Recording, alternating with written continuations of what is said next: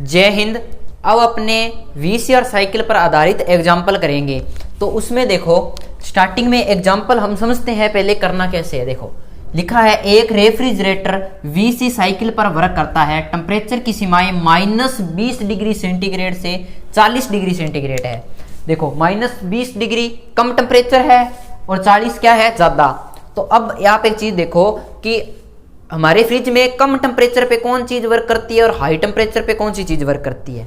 तो इसमें भी देख लो आप डायग्राम में भी, डायग्राम में ये हमारा टेम्परेचर है, ये लोअर टेम्परेचर है, इसे बोल देता हूँ TL, और ये हमारा टेम्परेचर है TH यानी T हाई, यानी T लो यानी -20 डिग्री सेंटीग्रेड और 40 डिग्री सेंटीग्रेड ये है।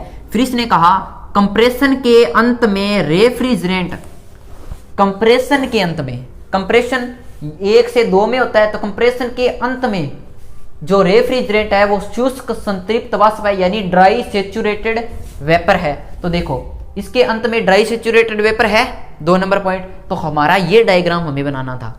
फिर इसने कहा तथा कंडेंसर के अंत में सेचुरेटेड लिक्विड है। कंडेंसर का अंत कहाँ होता है, 2 से 3 कंडेंसर है, इसका अंत यानी 3 नंबर पॉइंट। उसने कहा सेचुरेटेड लिक्विड है, 3 पे सेचुरेटेड लिक्विड है, तो हमें ये डायग्राम बनाना है।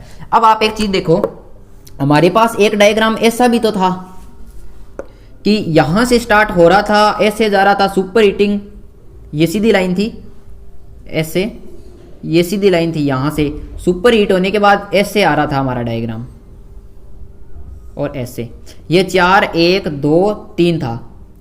तो लेकिन अब हमने ये क्यों नहीं लिया, क्योंकि इसने पहले बता दिया कि रेफ्रिजरेंट ड्राई सेचुरेटेड वेपर के अंदर है कंप्रेशन के अंत में। तो कंप्रेशन का अंत 1 से 2, तो ये तो सुपर हीटेड है। तो जब यहाँ सुपर हीटेड आएगा तो हमें इस प्रकार डायग्राम बनाना है, वरना अब ये ड्राई सेचुरेटेड आया है तो 2 नंबर ड्राई सेचुरेटेड है, तो हमें ये डायग्राम लेना है। ध्यान में ये रखना है कि जब सुपर हीट होगा तो जो कंप्रेसर है वो इवेपोरेटर है वो 1 नंबर पॉइंट होगा इस लाइन के ऊपर, और इसमें कहाँ होगा, इसके अंदर होगा। ठीक है, ये आपको ध्यान में रखना है। तो अब हमारा जो डायग्राम है वो हमें ये वाला लिख के चलना है। फिर इसने क्या कहा है, फिर इसने कहा है तथा कंडेंसर के अंत में सेचुरेटेड लिक्विड है। हमने डायग्राम बना लिया, कोई दिक्कत नहीं। COP हमें ज्ञात करनी है इस इंडेक्स का उपयोग करके, ये हमें दिया होगा। ठीक है, और ये हमें डायग्राम बनाना है, और ये सारा का सारा हमें दिया होगा। अब हमें इसको हल करना है। हल करने के लिए आपको पहले 2-3 चीज याद रखनी है। क्या चीज, देखो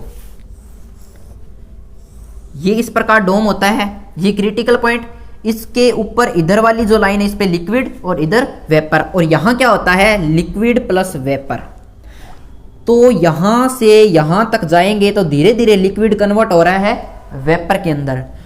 तो जो वेपर के अंदर कितना भाग कन्वर्ट हो रहा है उसे दिखाने के लिए इसे x से डिनोट करते हैं, और x को बोलते हैं हम ड्राइनेस फ्रैक्शन, ड्राइनेस फ्रैक्शन। ठीक है, तो देखो कितना भाग इसमें कन्वर्ट लिक्विड से वेपर में कन्वर्ट हो गया, उसे दिखाते हैं हम x से, कोई दिक्कत नहीं। इसके बाद में जब ये हमारा डायग्राम बनेगा तो ये TL टेम्परेचर और ये TH टेम्परेचर, यानी ये हमारा टेम्परेचर कौन सा हो जाएगा TH हाई टेम्परेचर, और ये हमारा T लो टेम्परेचर। इस चीज की भी हमें कोई दिक्कत नहीं है। अब आप एक चीज देखो, हमारा जो ये वाला डायग्राम है, ये वाला, इसके अंदर देखो, अब इस डायग्राम से हमें इसके अंदर की सारी चीज निकालनी है। सबसे पहले हमें क्या निकालना है, COP तो निकालना है मेनली। तो COP बराबर क्या होगा, वर्क, COP बराबर रेफ्रिजरेशन इफेक्ट, मैं लिख लेता हूं यहां, रेफ्रिजरेशन इफेक्ट अपॉन में वर्क इनपुट बराबर, रेफ्रिजरेशन इफेक्ट कहां है, 4 से 1 के बीच में है, तो एंथैल्पी ज्यादा कहां होगी, एंथैल्पी वाला डायग्राम देख लो, 1 में ज्यादा होगी 4 में कम होगी, तो H1 माइनस H4, ताकि माइनस में ना आए इसलिए लिख रहा हूं ऐसे, वरना आप H4 माइनस H1 भी कर सकते हो, लेकिन फिर वो माइनस लगाना पड़ेगा। ठीक है, उसके बाद में है वर्क इनपुट, तो वर्क इनपुट 1 से 2 में, तो एंथैल्पी कहां ज्यादा है, 2 में ज्यादा है 1 में कम है, तो H2 minus H1, H2 minus H1, हमें यही तो निकालना है। तो आपको अब एक चीज और ध्यान में रखनी है, अच्छी चीज, क्या, यहां हमारा है क्रिटिकल पॉइंट, इस लाइन पे जो भी बिंदु आएगा उसे हम डिनोट करेंगे F से, F यानी फ्लूइड, और इस लाइन पे हमारा जो भी बिंदु आएगा उसे डिनोट करेंगे हम G से, G यानी गैसीय स्टेट। यानी यहाँ पे क्या होती है, गैस होती है यानी वेपर होती है, और यहाँ पे फ्लूइड एक तरह से लिक्विड। तो फ्लूइड F और G से, इसके बीच में जो होगा, इसके बीच में तो लिक्विड भी होता है और वेपर भी होती है, तो इसे डिनोट करेंगे, बीच वाले को हम डिनोट करेंगे F और G दोनों से। समझ में आया, आ गया। इसलिए यहां पे देखो F लिखा है, G लिखा है, F लिखा है, G लिखा है। H का मतलब है एंथैल्पी, S का मतलब है एंट्रोपी से, ठीक है। अब हमें इसका मान निकालना है, तो यदि हमारे पास डायरेक्ट सारणी से ये सारा मान होता तो हम सीधा निकाल लेते। तो अब हमें कौन कौन से मान मिलते हैं, तो हमें वह मान मिलेगा जो इस बिल्कुल इस पॉइंट पे हो, यहाँ पे है, ये मान मिल जाएगा हमें, ये मिल जाएगा, ये दोनों हमें नहीं मिलेंगे सीधे। तो अब हम क्या करें, तो हमने देखा कि H2 का मान हमें चाहिए, तो हमने देखा सारणी से H2 का मान कितना है, H2 कहाँ है, H2 यहाँ है यानी F पे है। तो मैं H2 का मान निकालने के लिए इसे HF लिख दूं, HF लिख सकता हूं इस जगह को, ठीक है। तो HF का मान निकालना है, निकालना कहाँ है, तो हाई टेम्परेचर पे। अब आप देखो हाई टेम्परेचर पे HF नहीं सॉरी, इस लाइन पे G होता है, HG। तो इस लाइन पे H के ऊपर HG देखा मैंने, कहा है मुझे मिल गया कि 200 है, यानी मेरा H2 का मान 200 किलो जूल पर केजी है, मिल गया। उसके बाद में हमें H1 चाहिए था, लेकिन H1 तो यहाँ है तो हम नहीं निकाल सकते एक बार, तो डायरेक्ट सारणी से कौन सा निकलेगा, H3 निकाल सकते हैं। तो H3 तो इस लाइन पे होता है G, तो मैं लिख सकता हूँ HG। हाई टेम्परेचर पे HG देखना है, हाई टेम्परेचर पे HG देखना है, ये रहा हाई, ये तो HF है, हाई टेम्परेचर पे सॉरी HG फिर लिख दिया, ये गलती हो जाती है, HF देखना है क्योंकि यहाँ फ्लूइड है तो F देखना है। तो हाई टेम्परेचर पे HF देखना है, हाई टेम्परेचर पे HF देखना है यानी 80। तो यानी H3 का मान मेरे पास कितना आ गया, H3 का मान आ गया 80 किलो जूल पर केजी। ये दो मान मेरे पास आ गए, कौन कौन से, H2 का और H2 और H3 का। H3 का तो मैंने निकाल लिया, लेकिन मुझे तो H3 का नहीं चाहिए। तो आप एक चीज देखो, H3 बराबर होगा H4 के एंथैल्पी के अंदर, क्योंकि ये प्रोसेस जो थी आइस एंथैल्पिक थी, 3 और 4 की एंथैल्पी बराबर होगी, क्योंकि ये देखो ये एंथैल्पी और ये कांस्टेंट लाइन है। तो मैं लिख सकता हूं कि H3 को मैं H4 लिख सकता हूं, और H4 का मान हो जाएगा 80। तो मुझे H2 का मान मिल गया, H4 का मान मिल गया, अब मुझे निकालना है H1 का मान। अब आपको एक चीज याद रखनी है, वो क्या है, वो है ये कि H बराबर, देखो यहां इसे डिनोट कर दिया F से, यहां इसे कर दिया G से, और ये बीच में बढ़ गया FG। तो इसके बीच में यदि हमें H निकालना हो तो हम कैसे निकालेंगे, तो उसका सूत्र होता है H बराबर HF plus dryness fraction X और HFG, ये होता है। तो इसकी जगह यदि हमारे पास ये तो एंथैल्पी है, यदि हम एंट्रोपी से बात करें तो एंट्रोपी S बराबर हो जाएगी SF प्लस X इंटू यहां हो जाएगा SFG। अब आप एक चीज देखो, आपको एक इंटरेस्टेड चीज बताता हूं, यहां पे X का मान कितना होगा, ड्राइनेस फ्रैक्शन यहां 0 होगा, क्योंकि यहां लिक्विड है वेपर नहीं है। अब पूरा का पूरा यहां वेपर में कन्वर्ट हो गया, यहां लिक्विड नहीं है वेपर है, तो यहां X का मान 1 होगा। अब मान लो कि X का मान 0 है, यहां मैं मानता हूं X का मान 0, ये थोड़ा एक्स्ट्रा है समझाने के लिए। X का मान 0 रखा, मैं ये 0 रख दूं तो मेरे पास H बराबर क्या आ जाएगा, HF आ जाएगा। और हमें पता है कि इस लाइन पे हमेशा क्या होता है, HF होता है, ठीक है। इसके बाद में मान लो X का मान मैंने 1 रखा, X का मान 1 रखा, यानी मुझे इस लाइन पे चाहिए X का मान 1 है, तो अब क्या हो जाएगा, ये हो जाएगा HF प्लस 1 और प्लस 1 इंटू में क्या हो जाएगा HFG। जो HFG है हम इसको लिख सकते हैं HG माइनस HF। ये आपको ध्यान में रखना है, ये आपको इस सवाल में ध्यान में रखना है कि HFG को HG माइनस HF लिख सकते हैं। तो आप देखो अब हमारे पास क्या हो जाएगा, HF प्लस ये चीज HG माइनस HF, HF से HF कैंसिल हो जाएगा, ये माइनस ये प्लस, तो HG बच जाएगा और HG हमारा इस लाइन पे आता है। अब देखो, अब यदि ड्राइनेस फ्रैक्शन X का मान 0 से 1 के बीच हो तो हमें इनमें से कोई पॉइंट मिल सकता है, तो हम 1 नंबर पॉइंट निकाल सकते हैं या 4 नंबर पॉइंट निकाल सकते हैं। तो हमें कौन सा निकालना है, 1 नंबर पॉइंट। तो अब हम 1 नंबर पॉइंट निकालते हैं, आपको ये सूत्र याद रखना है, ठीक है। ये याद रखना है आपको। और ये हमारे पास है H4 ना, दोबारा लिख देता हूँ H4।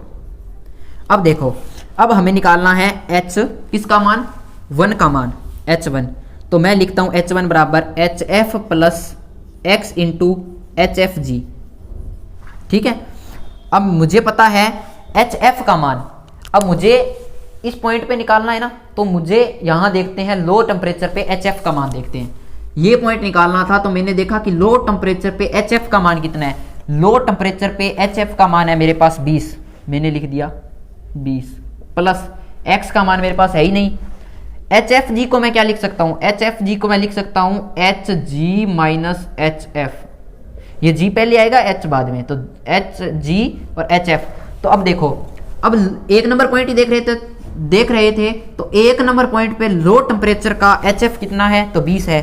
तो इसे मैं दोबारा लिखता हूं 20 प्लस X इंटू ये HF का मान कितना है लो टेम्परेचर पे, तो हमारे पास कितना है HF का 20, तो 20 लिख दिया, माइनस लो टेम्परेचर पे ही 1 नंबर पॉइंट है ना, इससे ही देख के चलना है। तो 1 नंबर पॉइंट पे अब G वाला पॉइंट कितना है लो टेम्परेचर पे, तो देखो लो टेम्परेचर और HG का पॉइंट है 180, तो मैंने लिख दिया 180। समझ में आ गया। अब इसे हल करेंगे तो कितना आ जाएगा। अब एक बार क्या है, हमारे पास 2 अननोन राशि है, ना तो हम इसे जानते और ना हम इसे जानते, तो अब हम यहां से कोई भी रिजल्ट नहीं निकाल पाएंगे। तो इसे आप समीकरण दे दो 1, समीकरण नंबर 1 दे दी। अब आप एक चीज देखो, यहां ये एंट्रोपी है, तो 1 से 2 प्रोसेस में एंट्रोपी जो थी हमारी कांस्टेंट थी, तो जहां 1 पे एंट्रोपी जितनी होगी उतनी की उतनी 2 पे होगी। तो यहां ये अपने को याद रखना है, जब ऐसी सिचुएशन आ गई, क्योंकि x का मान दिया नहीं है, h का मान निकालना है, तो दोनों ही हमारे पास हमें पता नहीं है, तो हम निकाल नहीं सकते। तब हमें क्या करना है, H1 ये S1 S2 बराबर रखना है, क्योंकि S1 की एंट्रोपी बराबर है S2 की एंट्रोपी के, S1 बराबर है S2 के।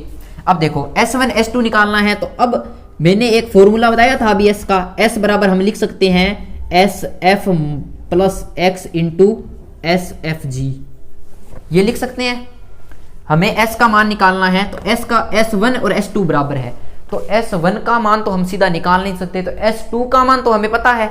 S2 का क्या मतलब है, यहां SG से मतलब है।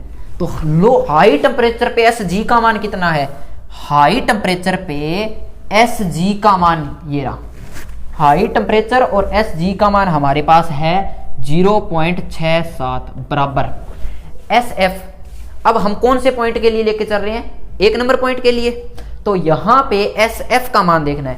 देखो ये S का मान हमने देखा है यहां से, क्योंकि ये दोनों बराबर है, तो यहां का रख लो चाहे यहां का रख लो, यहां का तो हम सीधा निकाल नहीं पाएंगे, तो इसलिए ये दोनों बराबर है, तो यहां का रख लिया। इसके मैंने SF कौन सा रखेंगे, तो वो 1 नंबर पॉइंट है हमारे पास, इसके लिए ही निकाल रहे हैं, इसलिए लो टेम्परेचर का हम SF रखेंगे। तो लो टेम्परेचर का SF कितना है हमारे पास 0.07 इंटू X। फिर SF को हम क्या लिख सकते हैं, SF को SG माइनस SF लिख सकते हैं, तो SG माइनस SF तो घटा देंगे, तो यहां मैं लिख देता हूं SG।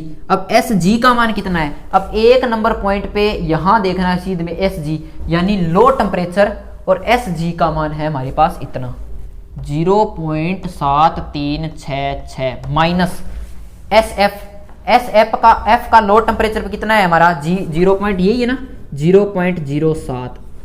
जब इसे आप हल करोगे, देखो ये इसको घटाओगे इसमें से, फिर आपके पास ये प्लस x गुणा में इसका आंसर बच जाएगा। फिर आप क्या करोगे, इसको यहां लाके इसमें से माइनस कर दोगे, और यहां से आपका x का मान आ जाएगा। ये आप इसको हल करना, x का मान आपके पास आएगा 0.90 आपके पास किसका मान आ जाएगा, x का।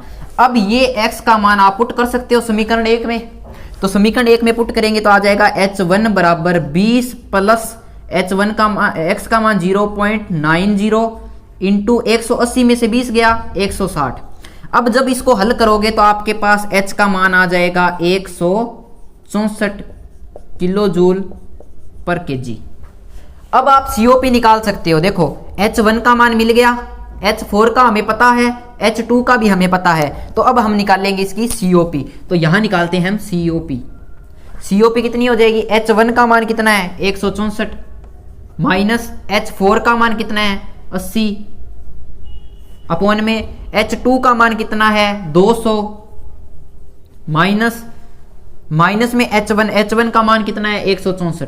जब आप इसे हल करोगे तो आपके पास आ जाएगी COP जो आपके पास लगभग आएगी 2.33 के करीब करीब। हो सकता है थोड़ी बहुत अलग हो, लेकिन लगभग ये आएगी 2.33। तो आपको अब इसमें याद क्या रखना है वो मैं थोड़ा रिव्यू बताता हूं आपको इसका दोबारा। देखो आपको इसमें मेनली याद क्या रखना है, हमें यहां पूछी गई है COP, हमें पूछी गई है COP। तो हमें पता है कि COP बराबर क्या होता है, रेफ्रिजरेशन इफेक्ट अपॉन में वर्क इनपुट।